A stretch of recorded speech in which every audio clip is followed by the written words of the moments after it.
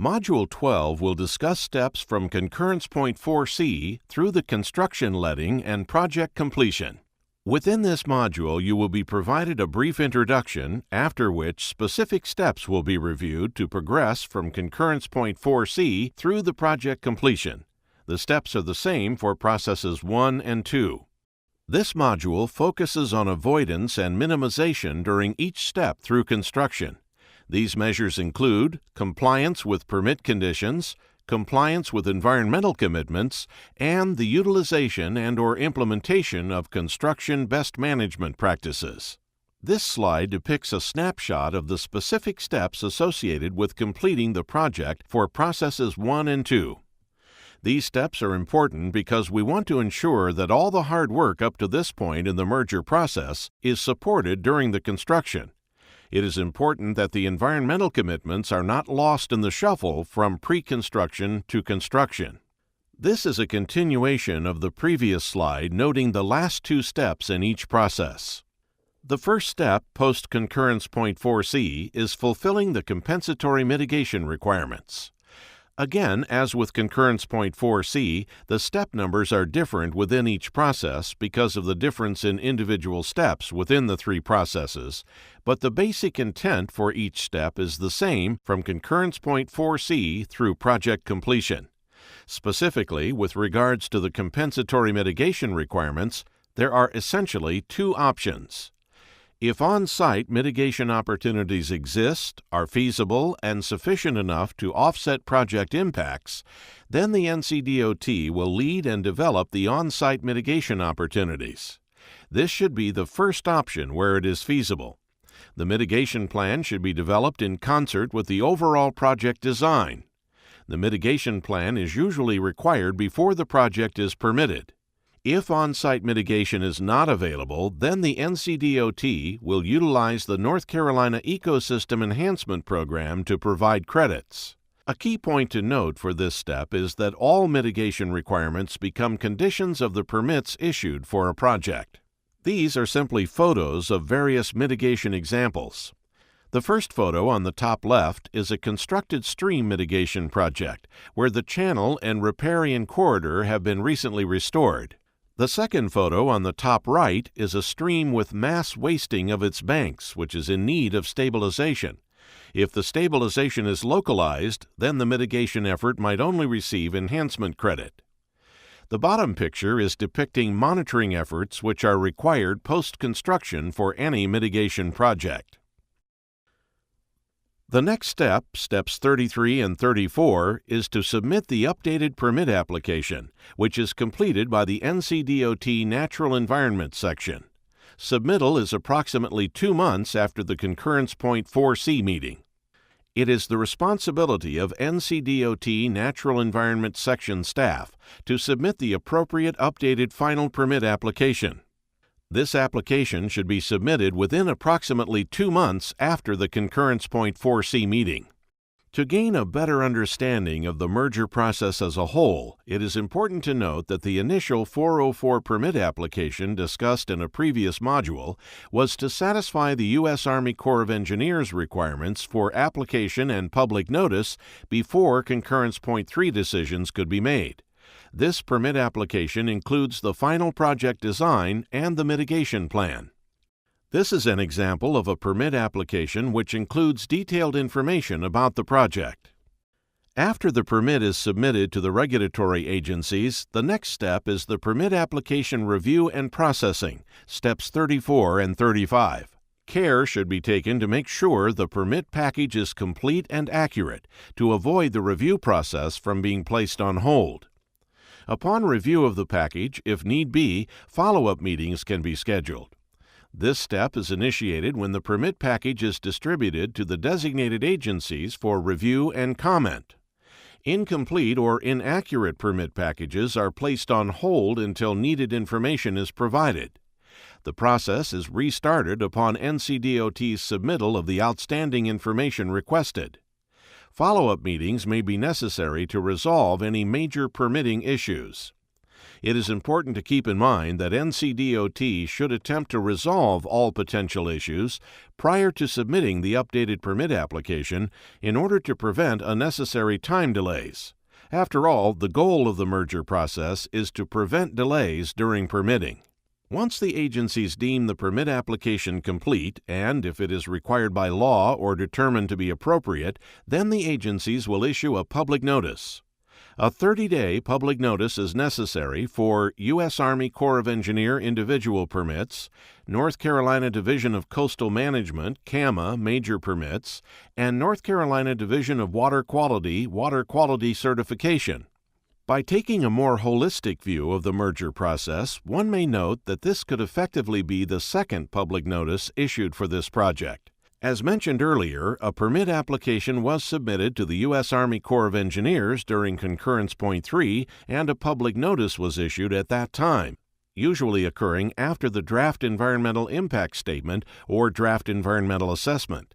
One difference is that this notice will reflect the final design, and it will also capture the mitigation proposal. Based on public comment, state and federal review agencies' comment, and appropriate laws, rules, and regulations, a permit decision is rendered. One of three decisions will be reached. The permit will be approved, approved with conditions, or denied. If a permit is denied, NCDOT or a third party has the right to appeal. For state permits only, a third party can appeal a decision if a permit has been approved or denied. It should be noted that permit denial is unlikely for projects following the merger process, provided that the full project team has reached concurrence on each point. A project decision on the permit has been reached, and now there are changes to the project's design, construction methodology, or construction timeframe. What do we do? Well, NCDOT is responsible for any additional coordination. If permit changes are made, it can trigger a request for permit modification in which one should allow 2 to 3 months prior to the work in question. It can also trigger an amendment to the permit or a letter of refinement or renewal of the permit. However, one of the goals of merger is to reduce and eliminate the need for such changes which could affect the project schedule. The next step, post-Concurrence 4C, is to complete the final plans. The NCDOT roadway and hydraulics engineer will incorporate all plan changes and/or design modifications into the final design plans. They will incorporate environmental commitments and permit conditions into the final design plans. And finally, an extremely important step is that they must verify that construction drawings match the roadway plans, permit drawings, permit conditions, and permit modifications, if any. All of this information is incorporated into the construction contract. This is simply a visual of a typical permit drawing. This permit drawing includes the proposed roadway designs, the existing stream and existing hydraulic structures, and the proposed hydraulic recommendations. Now that the construction plans are finalized, it is time to let the project.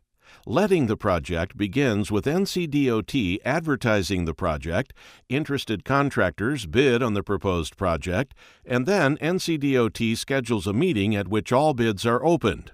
In the meeting, NCDOT staff reviews the bids and recommends award of contract to the Board of Transportation. When the board meets, they review recommendations and award the contract. Construction usually begins within approximately 45 days following contract award. A key point with regards to the construction contract is that the contractor is held accountable for permit conditions and environmental commitments once the contract is executed. In order to clarify project details and ensure that the contractor understands the permit conditions and environmental commitments, a pre-construction meeting is scheduled.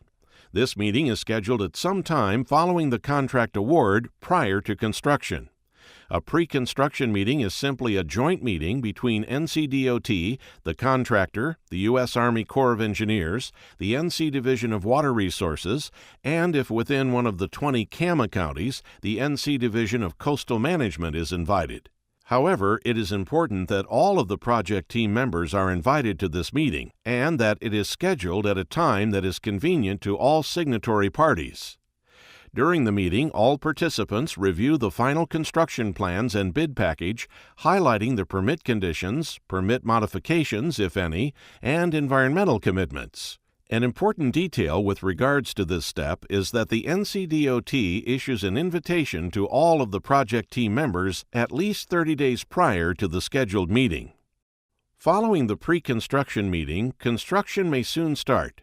During construction, it is the responsibility of the NCDOT division engineer to ensure that permits, permit conditions, permit modifications, and all associated documents are available at the construction site at all times, that all state, federal, and local statutes and regulations are adhered to, and that the project site is open to compliance inspections or visits at any time by any appropriate regulatory agencies during project work. As the project owner, it is NCDOT's responsibility for notifying permitting agencies in the event of non-compliance. Best management practices should be used as designed throughout construction. The photos on this slide are simply illustrating various examples of construction sites. And here are a few more examples. As we near the project completion, it is important to know the permit expiration dates. If any permits issued are set to expire before the estimated construction completion date, then those permits must be renewed. It is very important to renew these permits prior to the expiration date cited on the permit. An expired permit cannot be renewed. Upon completion of the work approved within the 401 permit or buffer rules, NCDOT will return the signed certificate of completion to the NC Division of Water Resources 401 Wetlands Unit. Upon completion of all work, the Division Engineer and Division Environmental Officer sign and return the U.S. Army Corps of Engineer Compliance Form to the Corps. A final brief note on phased projects. A permit is usually issued for an entire project, which is based on the scope of the NEPA document. This includes all future phases within the project.